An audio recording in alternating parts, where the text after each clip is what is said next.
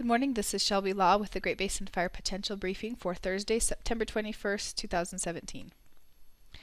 We're bringing in the change of season into the fall here with a pretty good blast of wet, cold air moving into the Great Basin. A very strong and significant fall-like storm moving through much of the Great Basin today and continuing into tomorrow and to some extent on Saturday. But we'll see high elevation snow across much of central Idaho into Utah, western Wyoming, and even portions of northeast Nevada today, along with some very gusty winds out ahead of this system in the far southern and southeast corner of the Great Basin. Precipitation for the past 24 hours shows that band associated with the leading cold front of this area of low pressure. This was yesterday and overnight with some precip in southeast Idaho and across portions of northern Nevada. No lightning was associated with these storms. There were a few new initial attack fires yesterday across portions of Utah and Nevada, and one fire in southwest Idaho. Observed precipitation for the past 7 days was focused over the central Idaho mountains into western Wyoming and across many of the higher elevations of Utah. This has finally allowed some of those areas to come up to normal to even above normal, especially over central and eastern Idaho and western Wyoming. There are still a few dry pockets out there, especially over northern Nevada, far western Idaho, and the west deserts of Utah. These areas should all be seeing some precipitation over the next several days. Overall fire danger has decreased significantly over the past few days. This one image shows the ERC trend for west central Idaho mountains with a pretty sharp drop in the last 24 hours. A few dry areas still exist, especially over northern and western Nevada.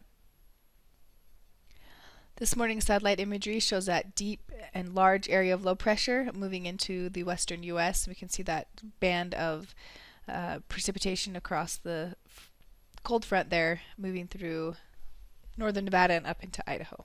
Weather for this afternoon shows that very large area of low pressure swinging into the western U.S., bringing some deep moisture into much of the Great Basin. Throughout the day today, we'll see those showers fill into the area with high elevation snow.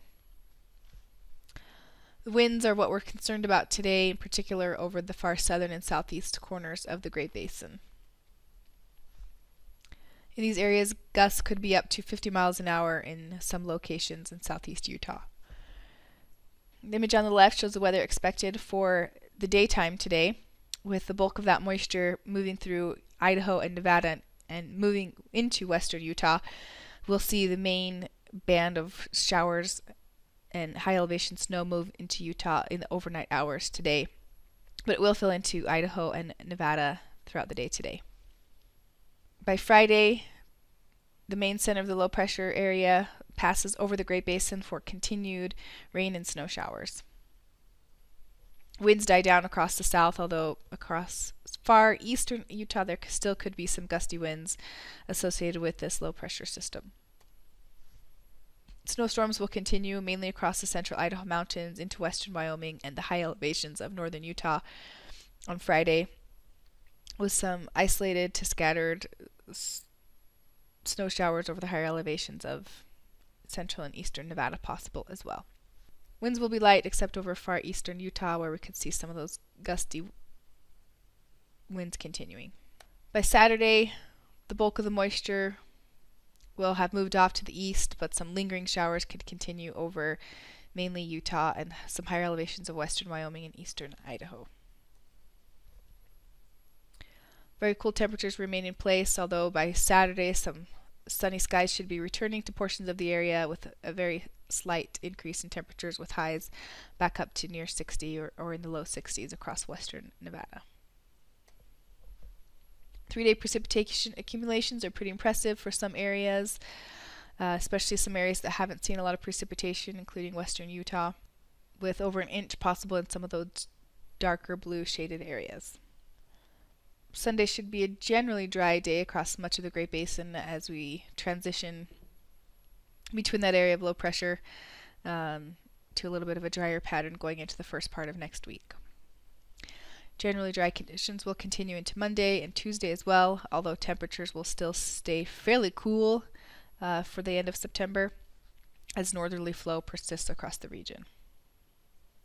By Wednesday, some drier air returns and we may see a weak high pressure build in for the best chance of some warmer temperatures. 7-day accumulations are pretty much the same as the 3-day, as the main bulk of precipitation is coming today and tomorrow, and then drier conditions move in for the first part of next week.